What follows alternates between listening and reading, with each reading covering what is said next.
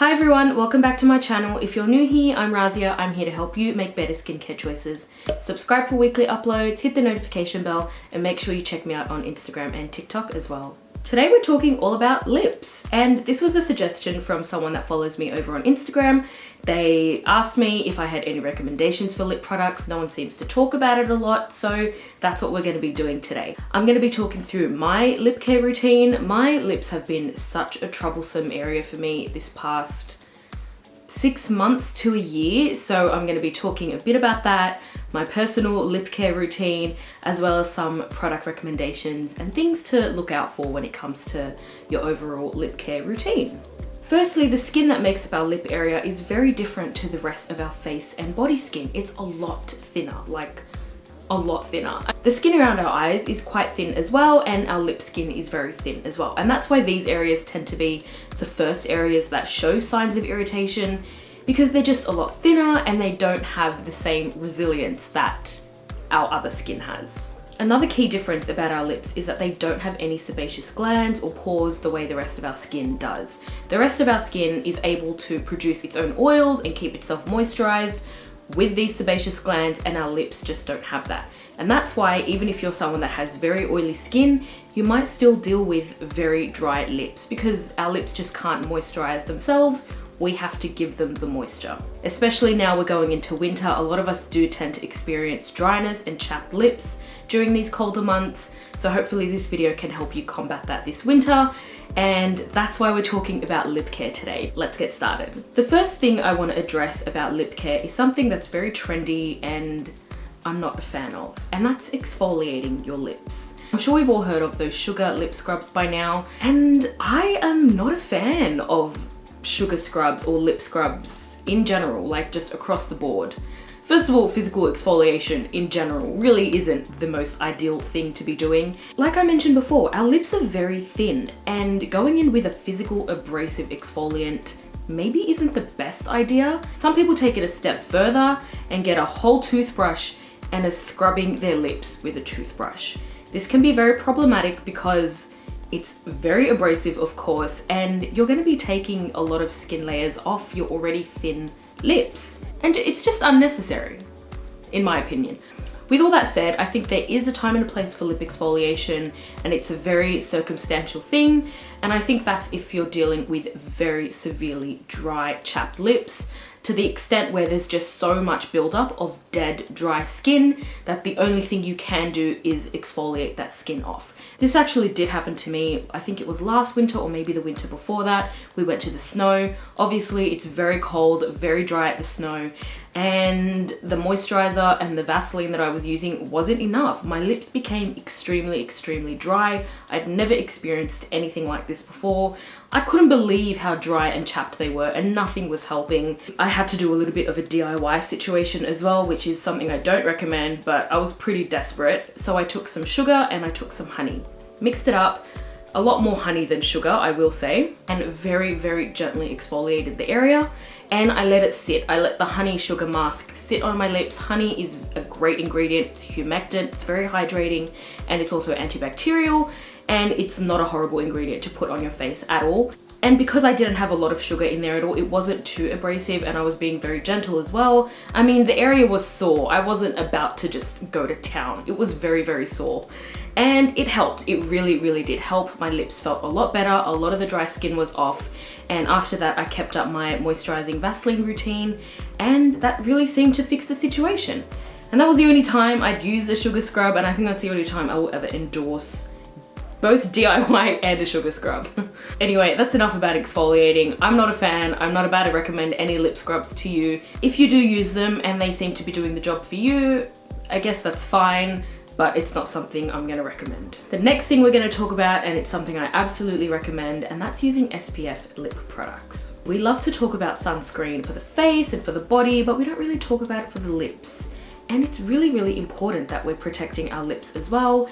Skin cancer developing on the lips is actually quite common because it's one of those areas that's typically missed by sun protection, along with the ears and places like that. Places that are typically skipped by sun protection are definitely those that are more at risk of developing skin cancer. So we want to make sure we're protecting those vulnerable areas as well. Thankfully, there's a lot of great SPF lip products on the market at very great prices, and they're very user-friendly as well. So let's talk through some of them now. The first SPF lip products I ever tried were these ones from Ultraviolet, and that's their Sheen Screen, and I've got the shimmer shade and peach shade over here. See, I used these for a decent amount of time, and at the time, I was enjoying how they felt. They are so hydrating. The shades were really nice. I really enjoyed using these colors, and my lips just felt really great. Then I started to notice that my lips were getting plump or swollen, basically. They started getting irritated, and I was like, oh no, my lips are getting drier. Let me just keep applying more of this. And then one day I was scrolling online and I saw someone mention that they can't use this particular lip balm because it contains lanolin and they're allergic to lanolin. And I was like, huh, what's lanolin? Did a little Google search of lanolin and realized, oh wait, Razia, you're allergic to lanolin as well. I have had a wool allergy my whole life, and I did not realize that a wool allergy was a lanolin allergy, basically. So yeah, I was basically smearing that lanolin all over my lips without realizing, and it did not have great consequences. Then there was the whole recovery process for that, and that took a while. If you are not allergic to lanolin, these are great. I really like these, despite my unfortunate situation with them. They're very thick, very hydrating, and they do come in a bunch of different colors, and they wear very nicely. They're very glossy as well. So if you like a very glossy lip, I think you'll enjoy these, and you're getting your sun protection in as well. Ultraviolet and lanolin products aside, another great one that I have discovered is the Bondi Sands lip balm. I have the coconut one here. These are vegan, so they don't contain lanolin, and they're also fragrance free, but they do come in different flavors. That's literally what it is. It's flavor, it's not fragrance. This one is coconut, it smells like coconut, and it tastes like coconut. They've got others, I think they've got berry, vanilla, and they've got some other nice ones. They're all clear, none of them have any tint to them, and they leave you with a nice glossy finish as well. I think these are $5 from Chemist Warehouse, and they're definitely not bad at all. I've actually really been enjoying using this. Of course, all products will be linked down below. These will be affiliate links. If you do use them, I make a small commission from that purchase. No obligation to use them whatsoever. It just helps to support me and my channel. So if you do use them, thank you so much. The next SPF lip product is this one from QV Face, and that's their lip balm with SPF 30+. This one is lanolin free and fragrance free. So if you're looking for something fragrance free, then this might be one you want to look out for. This one really doesn't have any scent. It goes on clear, doesn't really have much of a gloss either. It's a really nice finish. Sunscreen also make a lip balm that's lanolin free and fragrance free. I haven't been able to try that one yet, but it does seem like another good option to try out. And lastly, Mecca Cosmetica also have an SPF lip balm that might be worth checking out as well. If you guys have any other SPF lip balm recommendations, leave them down in the comments below. If you've tried any of these, let me know how you found them. I'm interested to hear your thoughts as well. Now let's talk about some lip balms that are just regular old lip balms without SPF. My personal favorite that I've used every single day for years and years, and I'm sure you guys saw this one coming, Vaseline. This stuff is the best. This got me through Roaccutane. A lot of people get really badly chapped lips when they're going through their Accutane treatment. This stuff spared me the worst of that. I've even got it in this little tin. You put it in your bag, put it in your pocket. It's really thin, very easy to carry, and it's the best. Now, Vaseline is purely an occlusive ingredient. It's not a moisturizer at all. So the way I like to use it in my routine, when I'm doing my skincare routine, I've got some hydrating steps, whether that's a hydrating toner or a hydrating serum. I will make sure I take some of that product and put it on my lip area as well. When I'm moisturizing, I make sure I put some moisturizer on my lip area as well, and then I seal it in with Vaseline. And that way I'm making sure that I'm getting hydration in that area, I'm getting some humectants, some hyaluronic acid in that area as well, and then I'm sealing it in and making sure none of that moisture and none of that hydration leaves the area. And for me, that's proven to be the best way that I can make sure my lips stay nice and hydrated and plump without drying out. It's basic, I know it's basic, but it works. Another precaution I take when I'm doing my skincare routine to make sure I don't irritate my lips at all is to make sure that I keep all actives away from that area. Salicylic acid, glycolic acid, any AHA, BHA, anything like that, I do not let it get in this area. Some people, when they're doing their skincare, you just put it on your hands and you smear it all over your face and you really don't pay any mind to where that product goes. I am not able to do that because if I let any actives get in that area, it will flare up irritation and I'll basically get dermatitis on my upper lip area and lower lip as well. Horrible situation. The next product recommendation I have for you is, surprise surprise, La Roche-Posay Cicaplast Lip Balm. This product has all the benefits of your regular Cicaplast, but it just comes in a nice lip balm type of formula. You've got 10% shea butter in here and you've got 5% panthenol. Panthenol, really great, really soothing ingredient, and shea butter, very hydrating and moisturizing. When I was dealing with my severe lip irritation, this is a lip balm that I was using during the day because I couldn't go using the actual Cicaplast balm during the day. That was only a nighttime thing.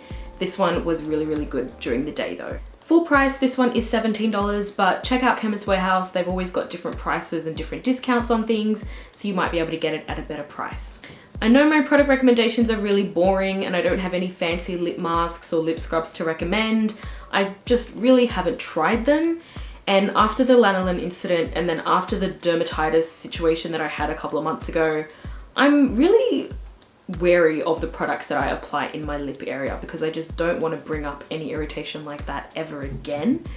So that's why my suggestions and my recommendations are that boring, because that's what I've tried. So products like the Laneige lip balm, for example. This is my sister's. She loves it. A lot of people love this product.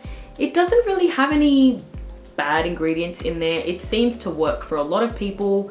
It comes in, it's got this really cute packaging, comes with a little spatula. It's got a bunch of different scents as well. So, I mean, if you're looking for something a little more special, a little more fun to use, there are tons of products like this out there, and they're definitely a lot more fun to use than Vaseline. There are some ingredients in lip products that you probably do want to be a little bit more cautious of. These are things like camphor, menthol, and I think some lip balms even do have some drying alcohols in them.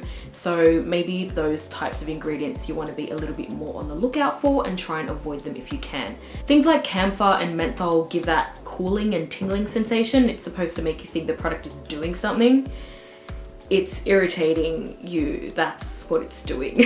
If there's a lip product you're using and you find that you're constantly reaching for it and having to reapply it, I think that might be a sign that that product isn't really the best. It's not doing what it's supposed to. Comics.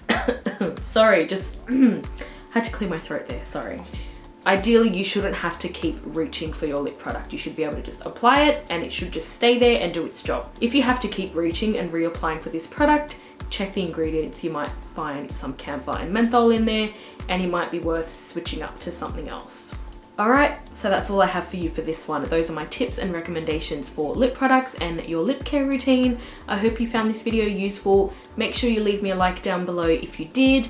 Let me know in the comments down below what lip products you've been using, and hopefully the tips in this video keep those dry, chapped lips away this winter. Make sure you subscribe if you haven't already. Don't go anywhere. Check out some of the other videos I have on my channel. I've got some good ones on here for you, and I'll see you in the next one.